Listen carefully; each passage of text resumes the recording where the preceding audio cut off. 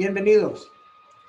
De parte del Colorado Association for Bilingual Education, I welcome you to Si Se Puede, Teaching and Maintaining Oracy in an Era of Online Learning. I'm Jorge Garcia, Chairman of the Board and Chief Executive Officer of Colorado's CABE. Our mission is to advocate for and empower learners and communities through the advancement of equitable, asset-based educational policies and programs. We ask you to help us do that by giving us your feedback and input at the end of this session. Please go to coloradocabe.org/survey and help us plan future sessions of Si Se Puede. Si Se Puede is more than a title. It's a promise and a contract that we're making with each other. We hope the next hour will be insightful and empowering for you. Gracias por acompañarnos.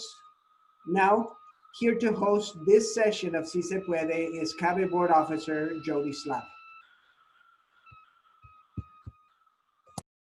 Hi there, everyone. Thank you so much, Jorge. And welcome everyone to this special webinar hosted by the Colorado Association for Bilingual Education. We have many participants from our wonderful state of Colorado, including districts such as Jeffco, DPS, Adams 14, Roaring Fork, and Thompson, among others.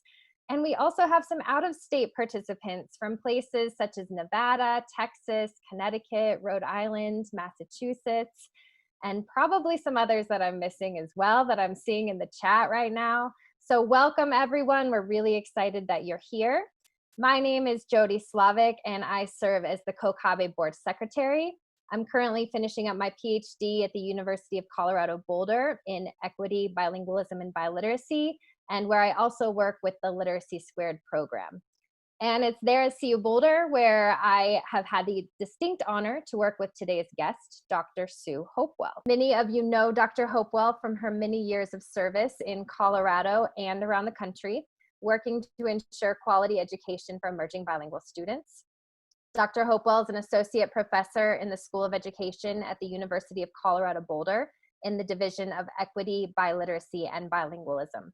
Her research examines the intersection of bilingualism and literacy development in Spanish-English bilingual learners, including areas around language transfer and today's topic, oracy development. She is one of the developers and authors of the Literacy Squared Paired Literacy Model and has spent many hours in teachers' classrooms examining and supporting the development of biliteracy. She's a longtime supporter of Colorado CABE, and we are very grateful for her willingness to kick off CoCABE's webinar series. We hope this is the first of many professional development opportunities that we can offer to you as we move forward in our shared mission to advance equitable, asset-based educational programming for our culturally and linguistically diverse students in the state of Colorado. Thank you and welcome Dr. Sue Hopewell. Thank you, Jody. That was a lovely introduction. I am quite honored to be joining all of you to spend an hour or so thinking about how to meet the needs of bilingual learners in such strange times. First, though, I want to thank the Board of Directors of COCABE for providing leadership and information to educators throughout the state of Colorado and beyond. I hear there are a number of you from out of state this afternoon. The title of my talk is Si Se Puede, Teaching and Maintaining Oracy in an Era of Online Learning. For me, this was an ambitious topic. I am going to be a little bit vulnerable in admitting that distance or online learning is not my area of expertise. Like many of you, I was teaching one day face-to-face and the next day figuring out how to do breakout rooms in Zoom. So my goal for today is to spend the first half of our time defining and explaining oracy, what it is, what to think about when planning, why it's important, because if we don't begin with a shared understanding about what we're trying to accomplish, whether or not we're in a brick and mortar school or trying to teach online, we may find ourselves with different assumptions.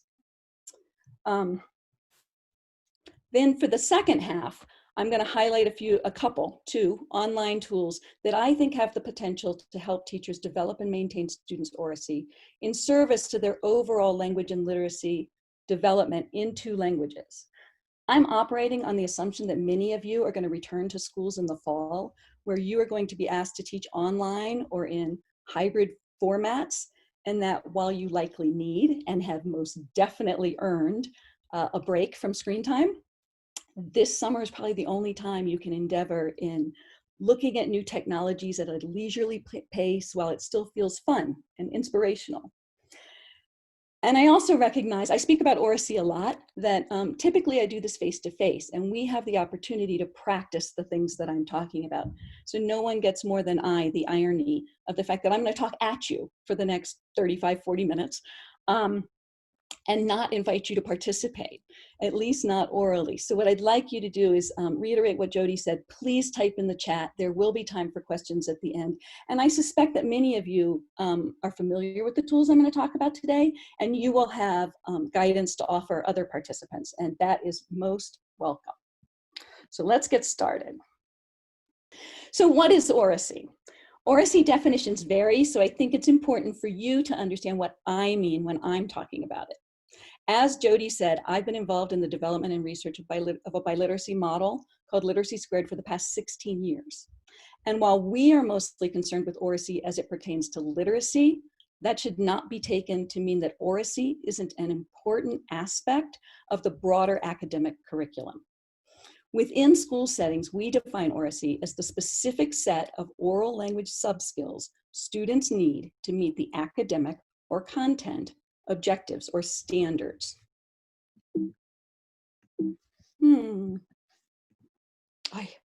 Sorry. So for example, if students are required to learn how to compare and contrast, they're going to need to learn how to express similarities and differences. They will also need to interpret such statements when others express them. I've included some examples on this slide, but of course there are many other language structures and vocabulary that could be taught to help students express their understanding of to text, to issues, to animals, to people, whatever. However, I mean, it's easy to say blank and blank are alike because. However, we want our students to use complex, sophisticated language. So we always want to think about how you would perform the function that you're asking your students to do, and then to teach that language to our students. Oracy involves the entire range of speaking and listening skills necessary for effective communication and effective collaboration. It looks like students discussing ideas, acquiring new vocabulary, and developing ever more sophisticated and complex structures for expressing those ideas. It provides the foundation for students reading and writing, and it allows them to express themselves fully. All students need this, but it is especially important for bilingual learners who are acquiring knowledge and language through a broader repertoire. These students need us to provide direct and explicit instruction about the language they will need to accomplish their literacy or learning tasks. They need opportunities to practice and rehearse.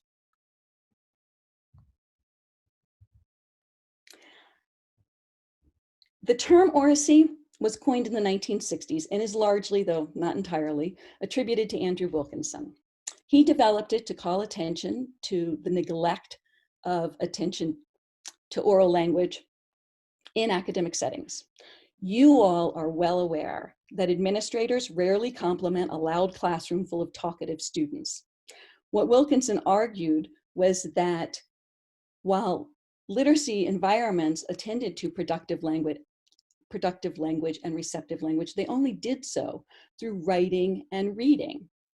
And he argued that teachers really needed to create an environment in which students had a compulsory situation to listen and to talk, right? So it's the teacher who directs students' learning and stretches children's language.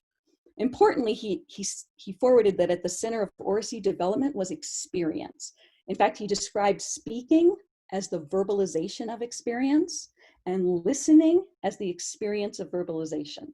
So this begs the question, what kinds of experiences must we offer in the classroom to try to create distance learning so that there are compulsory reasons for students to listen and to speak and to be held accountable for that?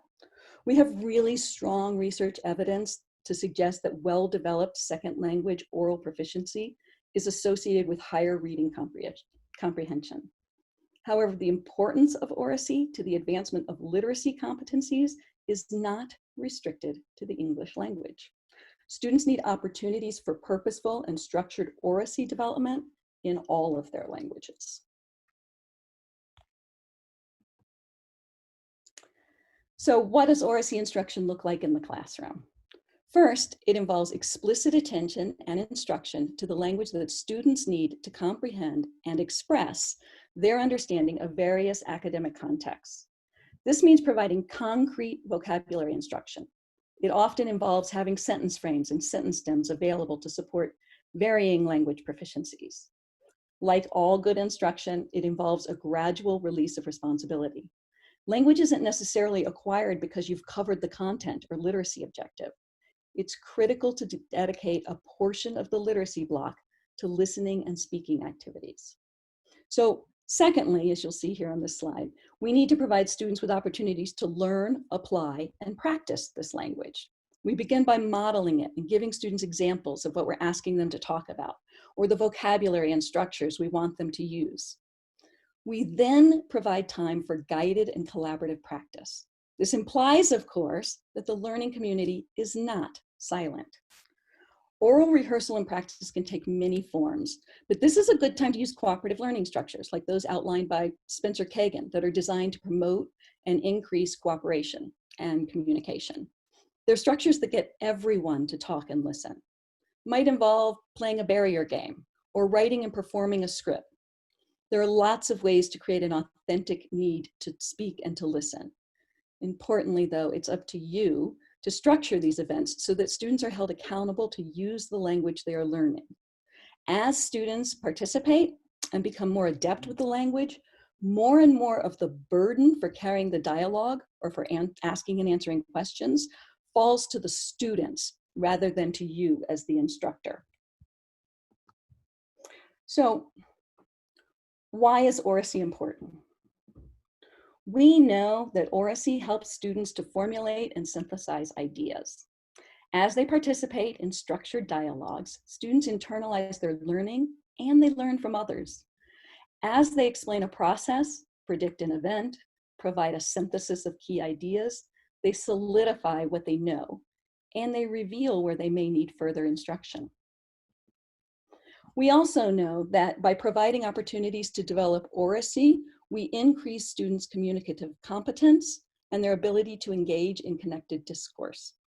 As bilingual educators, we know, you know, that receptive and productive language develop at different rates. I can read and understand texts in Spanish that contain words that I do not actually have or use in my productive repertoire. The same is true for students. Unfortunately, our entire system assumes that if you can't express what you understand through language production, either by voice or through writing, you must not understand. So it's critical, therefore, that we increase students' opportunities to use the language they will need to explain their thinking and their learning. Critically important also is the fact that increased opportunities to talk and listen lead to improved accuracy in students' written work. Just as reading and writing are reciprocally related, so too are the productive areas of language, writing and speaking. James Britton wasn't wrong when he said literacy floats on a sea of talk. If increased oracy has the potential to improve writing and time spent writing helps with reading ability, we can see that it's critical that we take time to systematically include oracy in our instruction. And finally, improved oracy skills build students' confidence, which in turn leads to an overall sense of well-being. And isn't that what we want for our kids?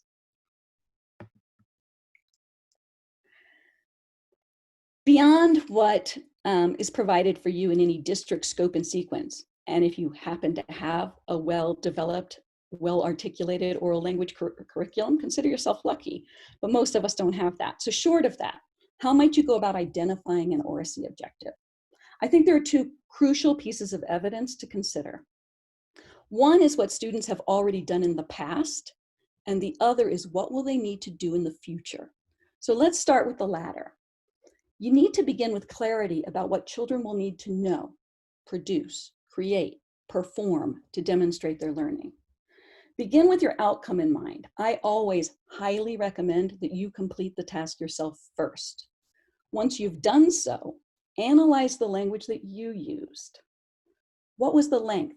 What specialized vocabulary was important? Did you use unusual transitions? When you used transitions, what were they accomplishing? Did they indicate a sequence? Were they adding detail or clarification? Did they indicate a relationship amongst things or people? Beyond transitions, were there any complex language structures present? Were you using relative clauses or multiple pronouns with differing antecedents? After you've done this, then consider whether another classmate might have to respond to this product or performance. What will you need to teach so that both the student can show what they know and learn and others can respond to that performance? Alternatively, examine students' current work, both their oral work and their written work. What patterns do you notice? A good rule of thumb to remember is that students are, if they're approximating something in their work, they've already shown you they have a need to use it. It's for this reason, especially with bilingual learners, that I shy away from programs like Daily Oral Language. They presume to know what your children are ready to learn. Your children can tell you that. Look at their work.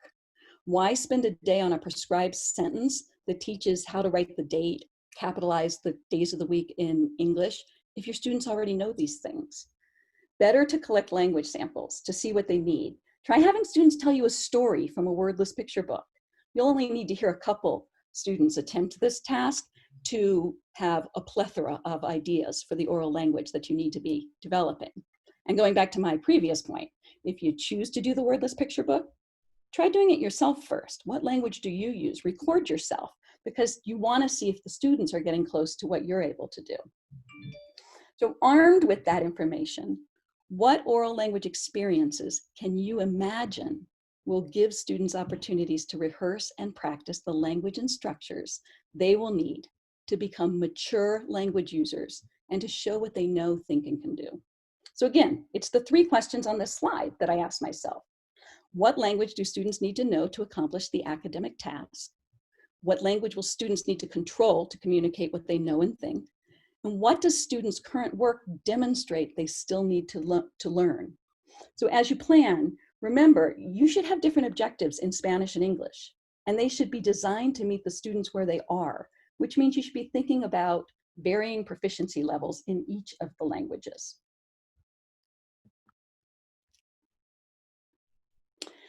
When you become an observer of language, you begin to imagine the experiences that will put your students in compulsory situations that will require them to talk and to listen. As you do this, you need to plan for 3 components. They are dialogue, language structures, and vocabulary. To plan for dialogue, consider what questions you might ask to elicit a meaningful discussion or to foster conversation. Consider the difference between a question like, what was the highest temperature ever recorded? Or, how does the weather affect life in Death Valley? The former requires an answer, but it doesn't require connected discourse, problem solving, space for agreement or disagreement, or really any kind of reasoning.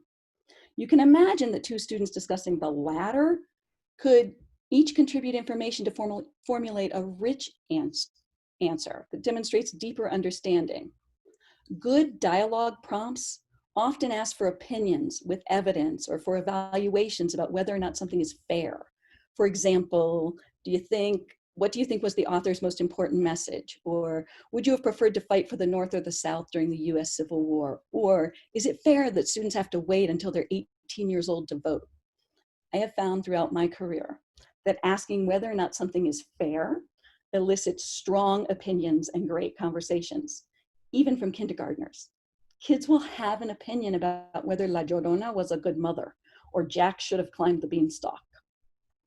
To keep the dialogue going, students need to learn accountable talk structures like, while I agree with X, I would also like to think about Y. Or, oh, you made a really good point. I'd like to revise my response. They need to know how to add on to others' ideas and build upon a point, or to disagree respectfully. They should always be reminded that it's okay to change their mind if evidence comes in that allows them to. we live in an era when I'd give anything to see people change their mind based on the evidence. So one of the things that I do when I'm trying to teach dialogue is I do a fishbowl activity where I and another adult, maybe the librarian, maybe a paraeducator, have a conversation while the students sit on the outside and observe. And then when it's over, I ask them, what did you see us do? And we together make an anchor chart with good discussion behaviors, right? So hopefully it's going to say things like, oh, you had eye contact. There was turn taking. You built upon each other's ideas. You asked questions for clarification, right? Another teacher I know, when she sees students having a good dialogue, breaks out her cell phone and holds it over the kids and records them. And then when they're done, projects it on a screen, and the whole class discusses what was working in that dialogue. These kids, because they regularly talk about what makes a good dialogue, are very, very good at it. What I do know is from years of doing this work is that dialogue is the most difficult of the components to master and plan, and it's also the most rewarding when it goes well. So that's the first component. And now my slides aren't advancing. There we go. So the second component is language structures. What language do students need to express their ideas more accurately and in more complex ways? By providing language structures, teachers help to ensure that students are able to engage in meaningful dialogue. Language structures help students to express their ideas more precisely and in more complex ways. They need to be provided with multiple opportunities to rehearse these structures, though, and to use them for real purposes in structured dialogues. So this is a time to be mindful of various levels of language proficiency. While some students may be only able to take on blank and blank are different because, others may be prepared to say a notable difference between X and Y is. In our work in Literacy Squared, we once observed a kindergarten teacher in which the teacher started out with very simple compare and contrast structures, but within a short time was able to have some of her bilingual learners using the words whereas and however. All of the students practiced whereas and however, but not all of them took it on when they were doing their collaborative work later. It may sound stilted to have 5-year-olds using words like whereas, but children learn the language we teach. And if this is the language they're going to need in their academic settings, we have to provide it and give them time to try it out, to rehearse. The other caution I have around language structures is we have seen that often we go into schools and everyone is working on the same structure, right? First grade, second grade, third grade, fourth grade, they're all working on the same structure. So in one school, we collected lesson plans, and from first to fourth grade, they were either working on summarizing or sequencing, and everyone was using first, then, next, finally. Okay. And while that might be a great structure in first grade and possibly appropriate in second grade, by third and fourth grade, we should see some other kinds of linguistic indicators for moving through a sequence or through summarizing. So things like subsequently or in conclusion, right? It requires vertical articulation. So like the kindergarten teacher mentioned earlier, it also means exposing kids to language that's just beyond what they currently control. And finally, the final component that you need to be planning for is vocabulary. Students need teachers to introduce them to words that refine and expand their knowledge of words and concepts. They need both domain-specific words and high-utility words. Vocabulary knowledge is an important predictor of reading fluency and comprehension, making it essential if we're talking about oracy development. The challenge is that it's not always obvious to teachers and administrators what language to focus on or what vocabulary to choose. It's somewhat easy to pick out content-specific words, so motif, contrived, trope, or skeletons, organs, anatomy. These words are important, but they're not the words that often cause confusion for bilingual learners. So often when I'm doing PD with teachers, I use these 3 sentences. I'm just going to verbalize them. The temperature dropped to 10 degrees. The temperature dropped by 10 degrees. The temperature dropped from 10 degrees. It's easy to choose temperature and degrees as words that are critically important, but these sentences pivot on their prepositions. We need to have examples like this so that students can figure out the difference between to, by, and from. It's not inconsequential. I was once confounded for half a minute when I asked students in a homework assignment to write a legend about shooting stars. And I got a response from one fourth grader, basically an essay on Michael Jordan, right? So words with two meanings or concepts with two meanings can really trip up our bilingual learners.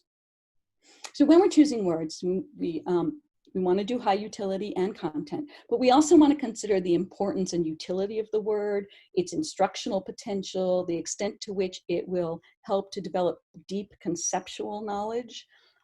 I often gauge the choice of a word not by whether or not the students know it.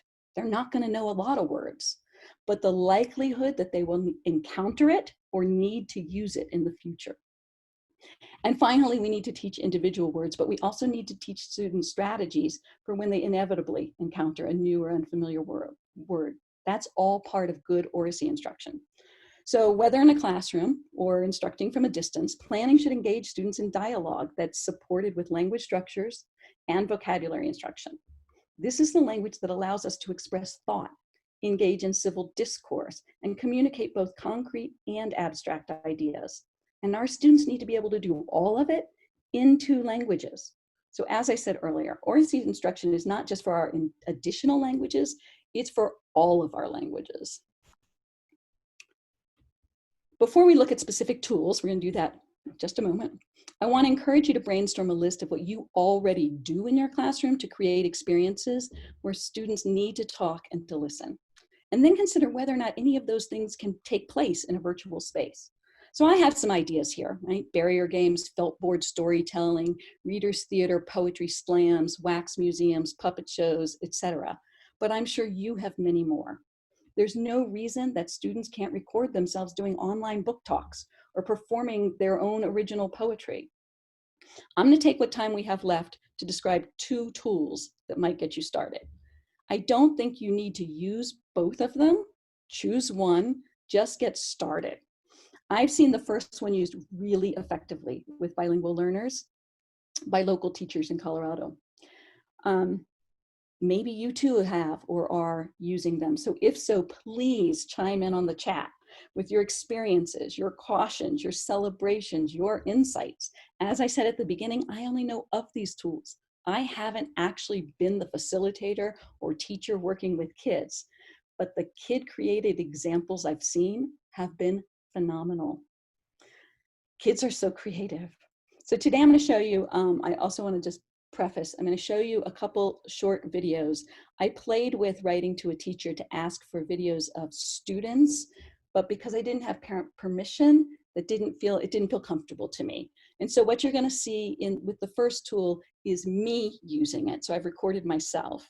And in the second one, I found a second language learner actually doing some storytelling, but it was publicly available. So I felt comfortable being able to share that with you today.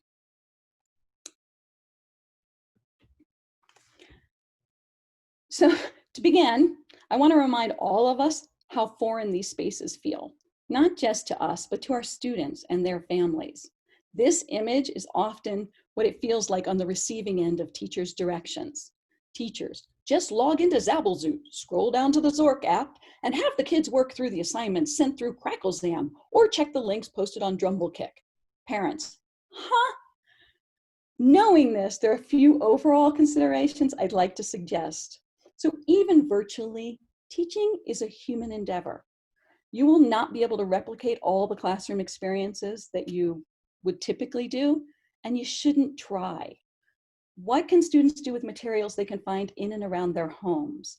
Make lessons relevant and come alive. Have students measure the area of a room, collect insects, label a plant, and share it with you virtually. Also, begin by assuming that anything you assign is going to take 2 to 3 times longer for many families to do in the beginning.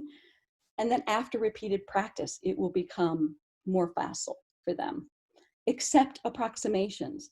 Tell families not to work on an assignment more than X amount of time, right? And then turn in whatever they've got done in that hour or that 15 minutes or whatever it is. But help families know they don't have to spend all day or stay up all night to get these things done. New online platforms are a lot like new manipulatives. You can't break out the new Unifix cubes and not give students time to play with them. Let kids explore, see what they discover and create. They may astound you. And after they explore, then you need to teach the tool. This may be through synchronous lessons or through creating instructional videos or by sending students and families to sites that have instructional videos already made. But do not assume these platforms are intuitive or that all families have the time, skill, language, whatever, to figure out all the nuances. And remember, the language scaffolds you use in the classroom are still needed in virtual spaces. Don't forget the importance of wait time, animations, word banks, sentence frames, etc. Okay, so the first tool I want to discuss is Flipgrid. Flipgrid is a free online video discussion platform in which the teacher creates a grid, which is essentially a classroom. In the grid, the teacher posts prompts and the students video record their responses. The possibilities are endless for what you might ask students to do or create. If you can imagine it, you can probably flip it.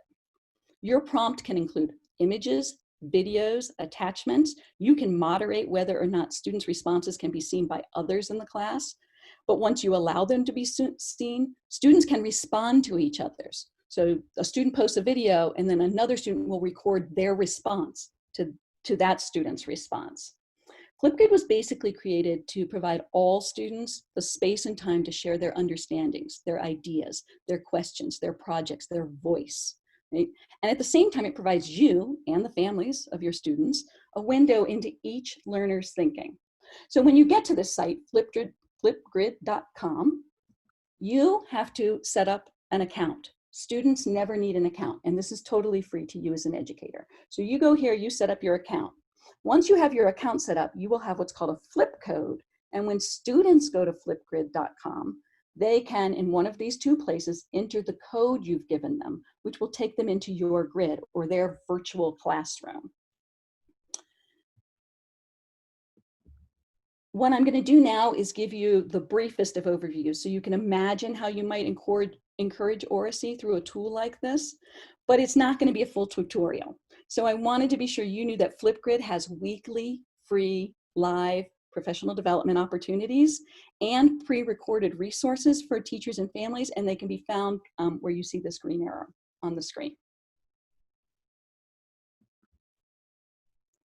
So here's a screenshot of my grids, right, or my classrooms. Each grid is a classroom space. For the purpose of this webinar, I created 2 grids. So you'll see one is second period social studies and the other is oracy for bilingual learners. If you're a high school, middle school teacher, you could have one grid for each period of your day. As an elementary school, you might do it by content, like have one for math, one for language arts, one for science, that are easily manipulated. You will also see that each grid has its own flip code. That's the code students need to get into the site. And you can add as many grids as you want. So, you know, when you watch, if you go to any of their PD, they have hundreds of grids each person. I have 2. So I'm going to go ahead and open up the Oracy for bilingual learners and show you what it looks like on the inside. So in my grid now, I have 3 topics there. One on reading fluency, one on a Welsh language learning prompt, and one called All About Me. You can imagine this might get messy and confusing because you could have hundreds possibly of topics for students to respond to. And so I also want to point out that I have this button over here that allows me to activate or inactivate any given prompt. So I can only have the one up I want students to see at any given moment. And if you're one of those teachers that plans way ahead, you can actually, you can have your prompts done for the whole year, and freeze them and then give a date that they will appear and a date that they will go away. So you have a lot of flexibility in planning ahead and thinking about what you want kids to do. So as a demonstration, I'm going to go into the All About Me topic. And this is what you would see. First, students would get a topic with directions. In this case, it says use all the video styles to create an All About Me post, use the filters, add some text, your name, adjective, add some stickers or emojis, draw or sketch, etc. Notice that you as the teacher get to decide how long their response can be. It can be anywhere from 15 seconds to 10 minutes, but remember, you have to watch them, and so do others.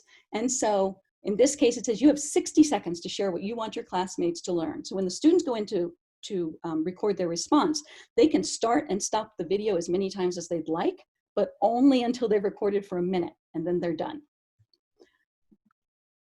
You can also attach up to 9 documents or 9 URLs. So if the students were to click on this possible script, they would get this sentence frame. Hi, my name is blank and I am blank years old. So the structures that you would give in your classroom can be fully available in the prompt. And the last thing I want to point out is this button. It's an immersive reader tool. It shows up with all the prompts. And if students click on this, it has the possibility to translate the entire prompt into many, many languages. It will read aloud to students. It has a picture dictionary embedded in it. So it's a very powerful tool that students would need to be taught. And once students have responded, their responses will pop up here for you. And you will see right now I have one response, and it's the one that I did. And so you're going to get to see my response. Hi everyone, my name is Sue and I've been a bilingual educator for more than 25 years. I've worked with students from first grade all the way through college and I love my job. When I'm not working, you'll often find me curled up with tea and a good book. It's my favorite way to spend a lazy afternoon. In playing with some of the fun tools on Flipgrid, I've just figured out I have a whiteboard available to me. I can only imagine the possibilities. And I can add photos from my camera roll. This is a picture of me with my son. We can be a little silly. That's it. Hope you enjoyed my first Flipgrid. So that's the basic idea of a Flipgrid, but I want to show you one super cool feature very quickly that will make your life easier as you begin.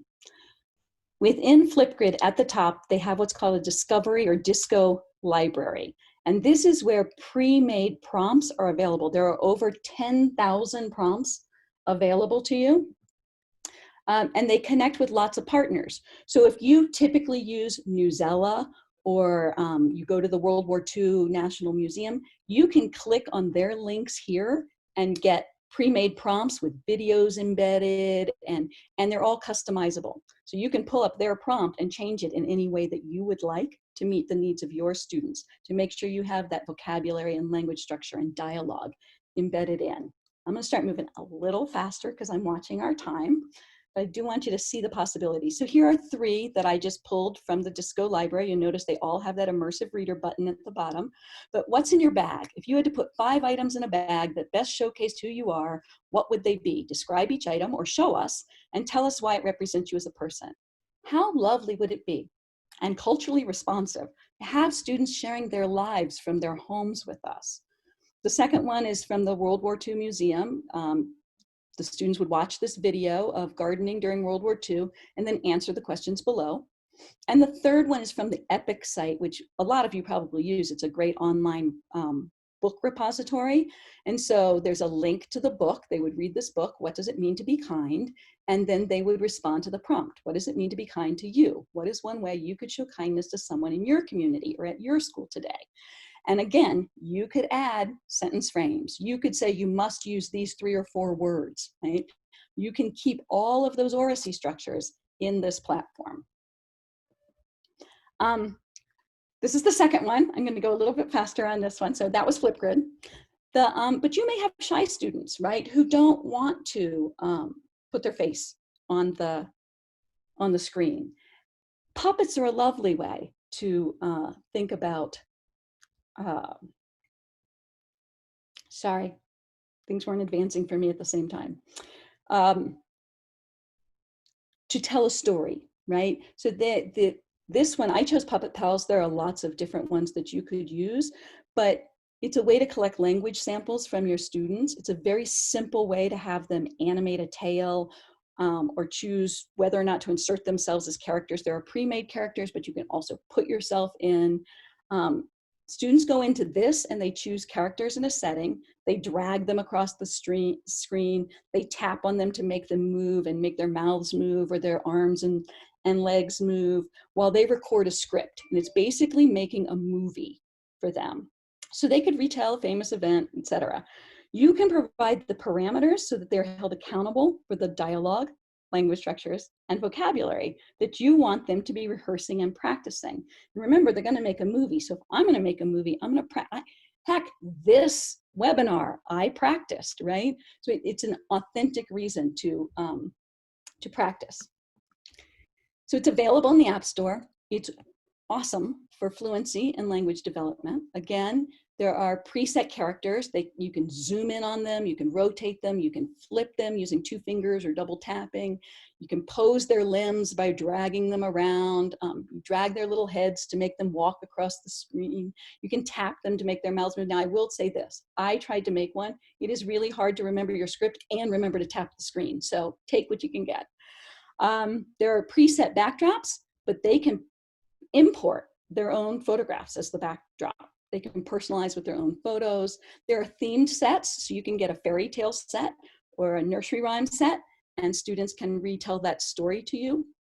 It can be done in any language. In this particular app, you can't edit in the app, but you can export and edit with iMovie. And my only caution, at least in this one, was most of the characters I thought were just fine, but there were a couple that were not very sensitive and a little stereotypical. I couldn't figure out how to remove them. I know you can add characters. I couldn't figure it out. It could be that you can. So I'm going to show you really quick a video, and then we're going to basically go to Q&A. But this is a student using this app. Once upon a time, there was a Grinch who wants to steal a Christmas. So one day, he grabbed all the presents to his house. And then, when it was a Christmas day, the Santa Claus come and he doesn't found any presents. So he get elves. He said to elves, "Come here, we must talk." And then we're talking about the presents. The elf went to found all presents again. Then Santa Claus talked with Christmas mother, and Christmas mother made the cake, Christmas cake, and she gave it to Santa Claus, and she went back to kitchen. After, Santa Claus said to his reindeers, "Come here, we must go to the elf and fairies town to ask for more presents." And then both went there. Okay, so hopefully you're smiling. That video makes me so happy. But you can see that by getting that little sample of oral language from that student, how you might then use it to further develop oracy, right? She or he said, went to found. And I found myself curious about the use of Christmas mother. Was that a direct translation from that child's language? It would be worth exploring.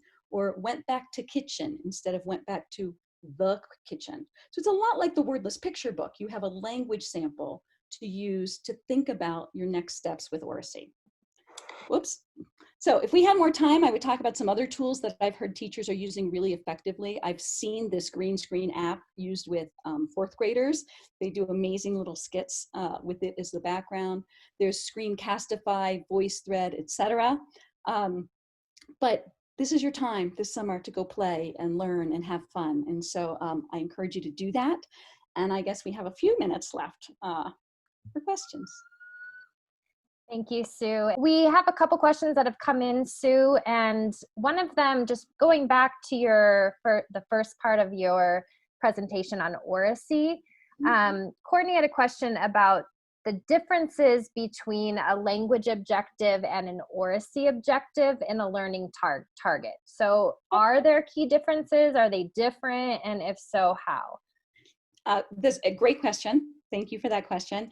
I think that one of the things that is sometimes hard about the way you're actually asking that question is that different school districts talk about language objectives differently. So for me, Oracy would be very much the center of any language objective, right? Because the language objective is, what is the language that students are going to need to express their thinking?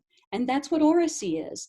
I think the difference maybe is that in language objectives, as I've seen them in a lot of classrooms, they just get put up as like, the students will write a 5-paragraph essay using a sentence frame or something like that, right? And here, what I'm trying to elaborate on that, right? Like, we need to not just, like, what is the dialogue students will have before they write that 5-paragraph essay?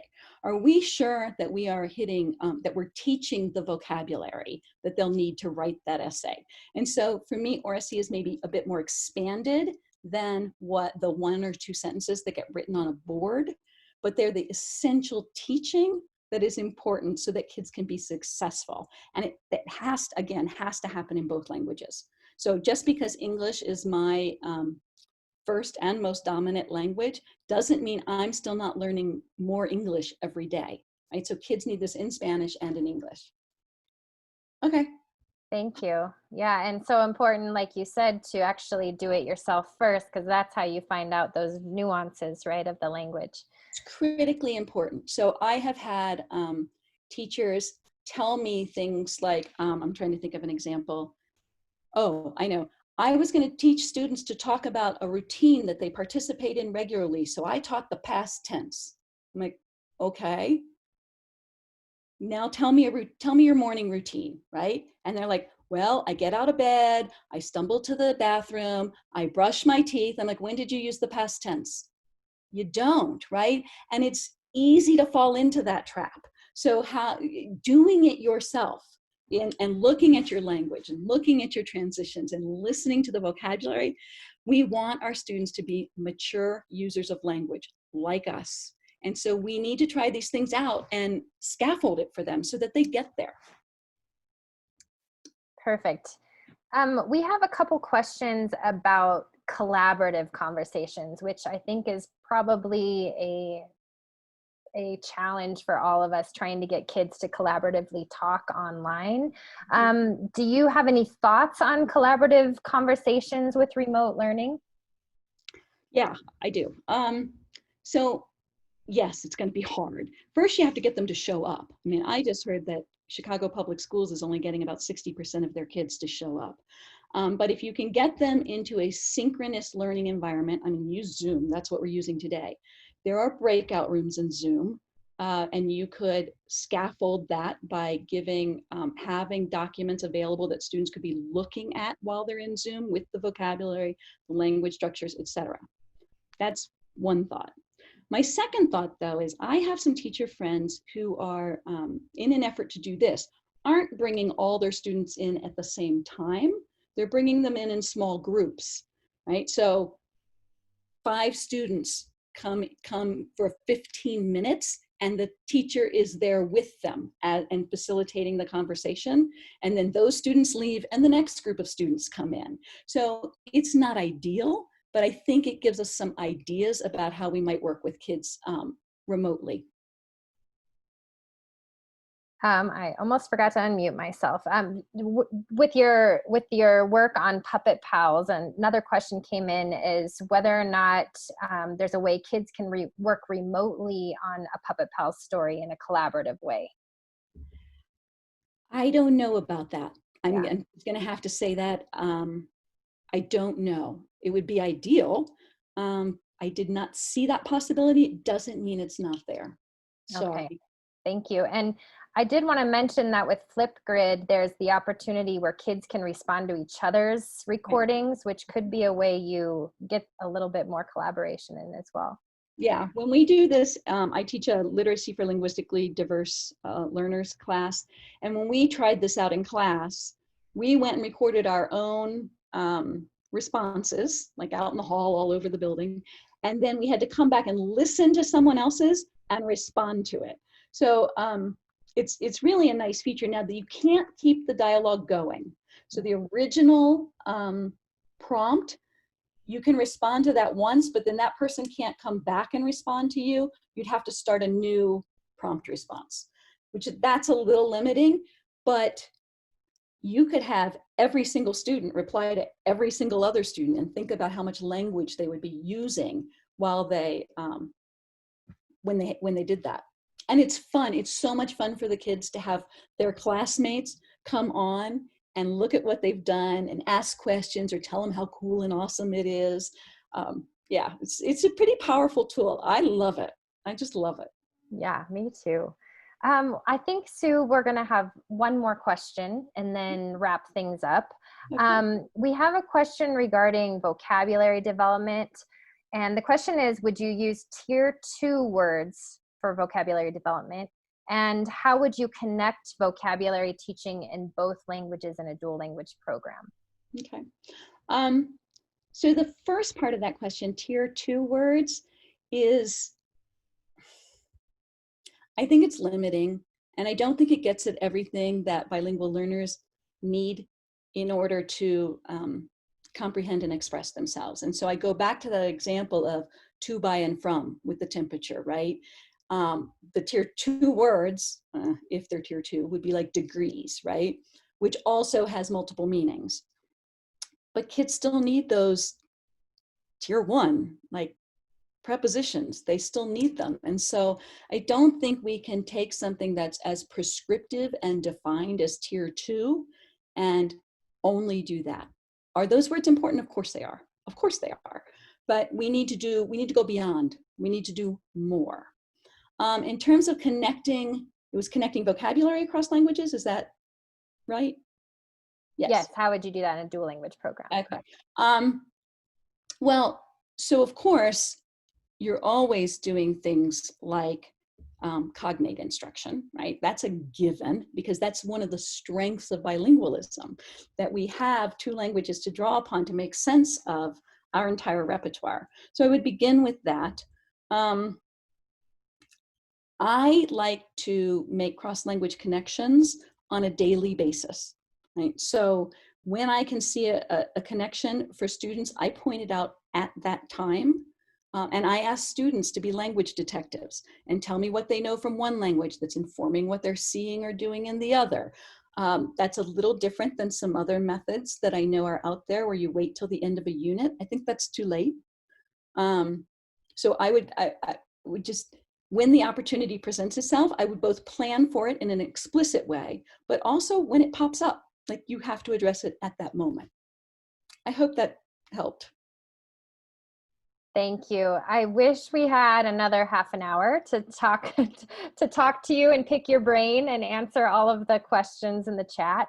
But never fear, everyone. We're compiling all of your questions, and we would like to use that information in the future as we plan future professional development series. So Sue, thank you so much for being with us today. We really appreciate it.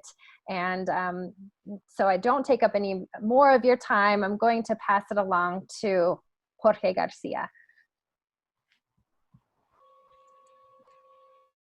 Claro que sí. Claro que sí se puede. Gracias, Dr. Hopewell, for an inspiring and an empowering session. Your contributions to the field of bilingual education and biliteracy instruction continue to make a difference for learners and communities. And you remind us que sí se puede y que juntos podemos. Participants, gracias for joining us.